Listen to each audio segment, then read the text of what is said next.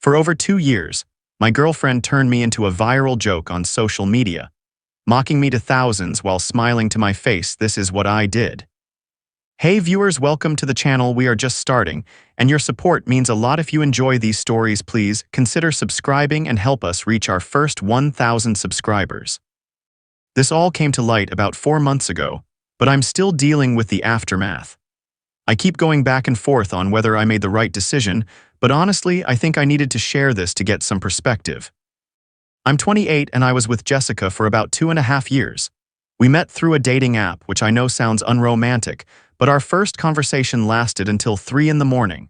She was funny, smart, had this infectious energy that drew me in immediately. She worked in social media marketing, which should have been my first clue about what was coming, but at the time I just thought it was cool that she was so tech-savvy and connected. Jessica was always on her phone, but given her job, that seemed normal. She managed social media accounts for several small businesses, so she was constantly posting, engaging, responding to comments. I actually admired her work ethic and how good she was at creating content that people responded to. She had a decent following on Instagram, maybe 15,000 followers, and she was always getting engagement on her posts. What I didn't realize was that a significant portion of her content strategy involved making me look like an idiot. The discovery happened completely by accident.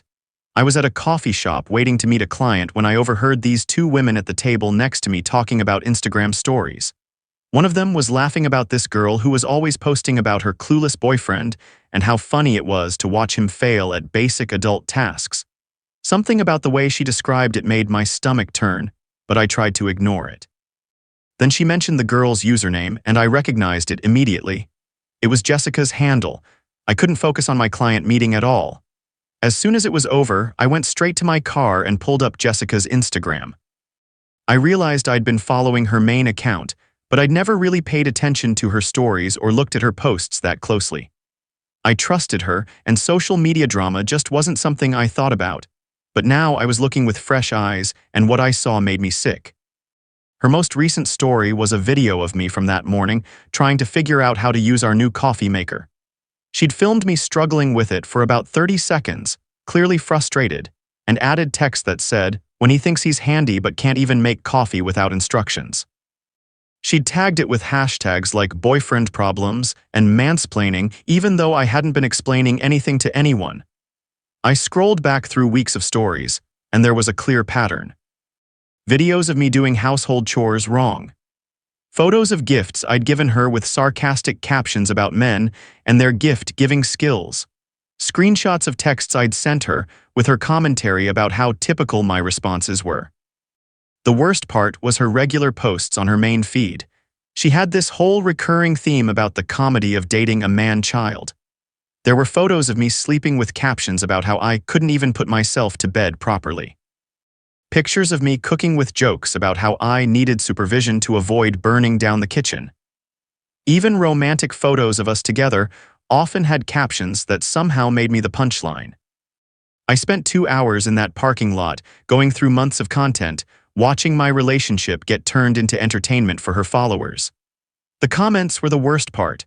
Hundreds of people laughing at me, calling me useless, sharing their own stories about incompetent boyfriends.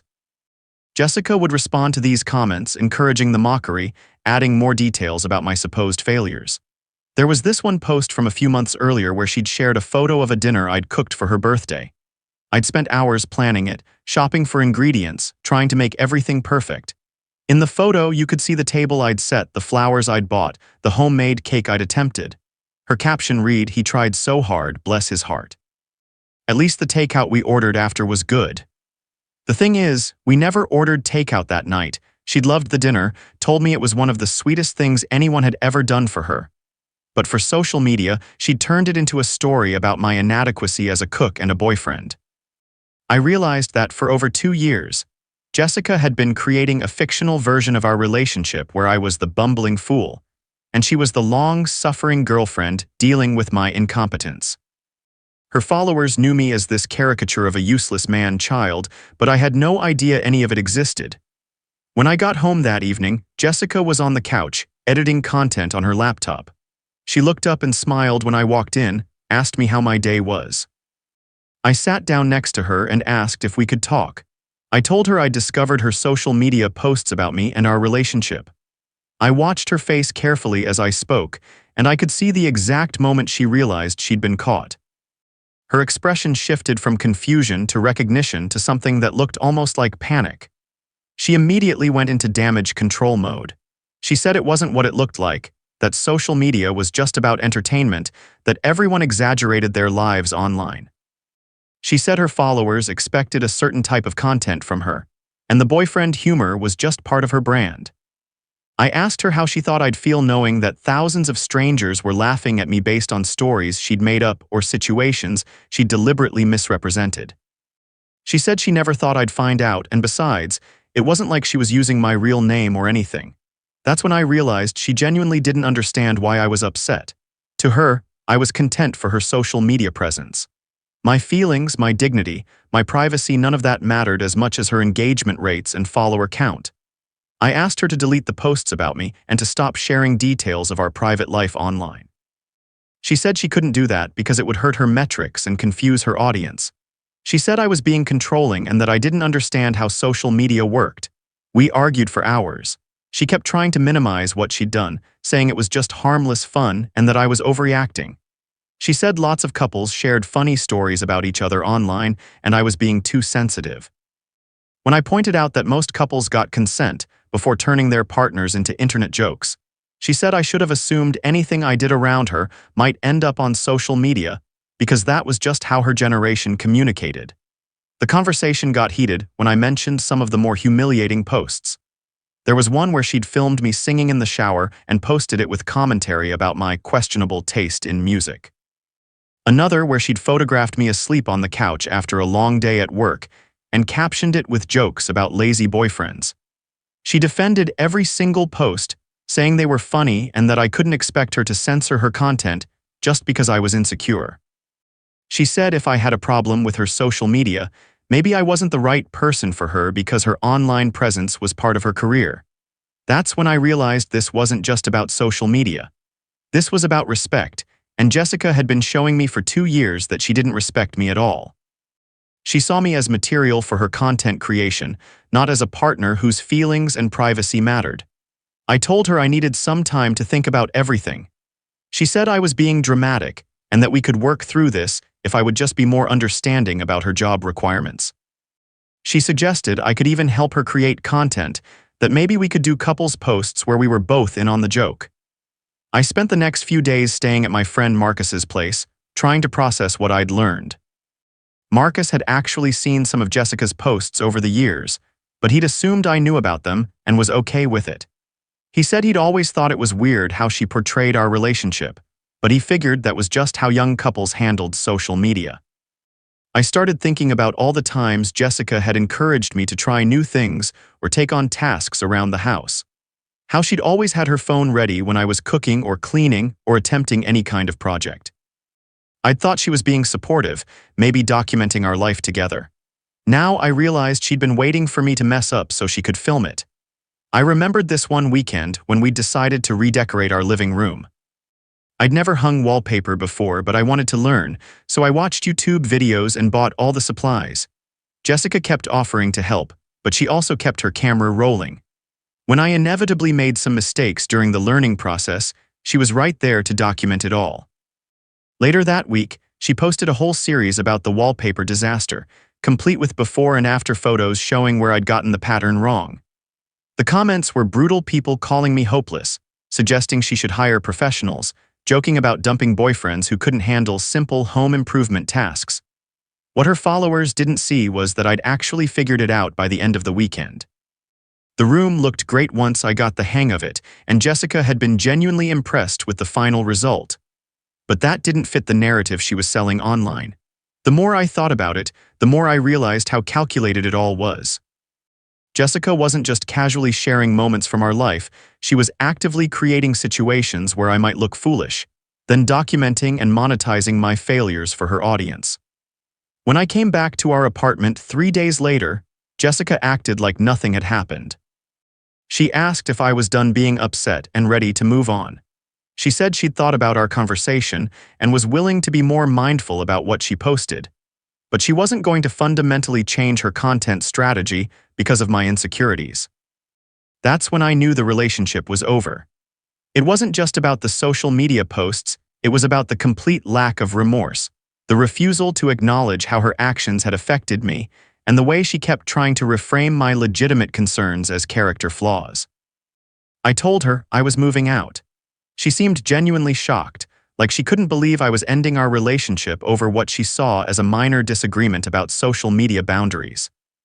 She said I was throwing away 2.5 years together because I couldn't handle her having a successful online presence. She tried to negotiate, saying she'd make her account private or stop posting about me entirely. But by then, I'd realized the damage went deeper than just the posts. For 2 years, Jessica had been viewing our relationship through the lens of content creation. Every intimate moment, every private struggle, every vulnerable conversation had been potential material for her brand. I'd been dating someone who saw me as a character in her online story rather than as a real person with feelings and boundaries. The trust was completely broken, and I couldn't imagine trying to rebuild it. The breakup got ugly fast. Jessica started posting about it almost immediately, framing herself as the victim of a controlling boyfriend who couldn't handle her independence and success. She shared screenshots of our private conversations about the social media issue, painting me as insecure and manipulative. Her followers ate it up. I started getting tagged in posts and comments calling me everything from controlling to abusive. People I'd never met were sliding into my DMs to tell me what a terrible person I was for trying to silence a strong, independent woman. The irony wasn't lost on me that Jessica was using social media to retaliate against me for asking her to stop using social media to humiliate me. She spent weeks posting vague stories about toxic relationships and manipulative partners, clearly referencing our situation without naming me directly. Some of our mutual friends got caught in the middle. A few people reached out privately to say they understood why I was upset, but publicly, most of them stayed neutral or seemed to side with Jessica's version of events. Social media had given her a platform to control the narrative, and she used it effectively. The whole experience taught me a lot about privacy, respect, and the way social media can warp relationships. I realized I'd been living in this weird fishbowl for years without even knowing it. Thousands of strangers had opinions about my relationship and my character based on a carefully curated version of my life that I'd never consented to share. I also learned that some people genuinely don't understand the difference between public and private life anymore. To Jessica, the idea that anything should be off limits for social media content seemed bizarre and restrictive.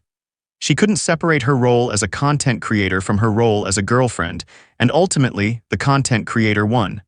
I'm in a much better place now.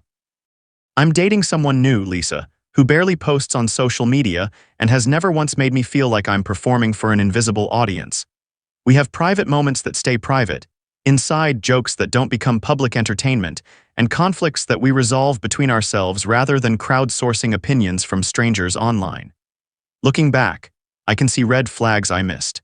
The way Jessica was always reaching for her phone during our conversations. How she'd encourage me to repeat funny stories or reactions when her camera was rolling. The way she'd get frustrated if I didn't want to participate in her content creation, or if I asked her to put the phone away during intimate moments. I thought I was dating someone who was passionate about her work and good at social media marketing. What I was actually dating was someone who couldn't turn off the performance, who saw every relationship as potential content, and who prioritized online engagement over real-life connection. The experience made me much more conscious about my own social media use and boundaries. I keep my accounts private now, and I always ask before posting anything that includes other people. I've become that person who puts their phone in another room during dates and family dinners, and honestly, it's made my relationships so much richer and more authentic. If someone you're dating constantly has their phone out during private moments, or if they seem to be performing your relationship for an invisible audience, pay attention to that. Real intimacy requires some level of privacy and authenticity that's impossible to maintain when everything is potential content for public consumption. I don't regret ending things with Jessica, even though it was painful and messy. I deserve to be with someone who saw me as a partner, not as a character in their online persona. Everyone deserves to have their privacy respected and their dignity protected, especially by the people who claim to love them.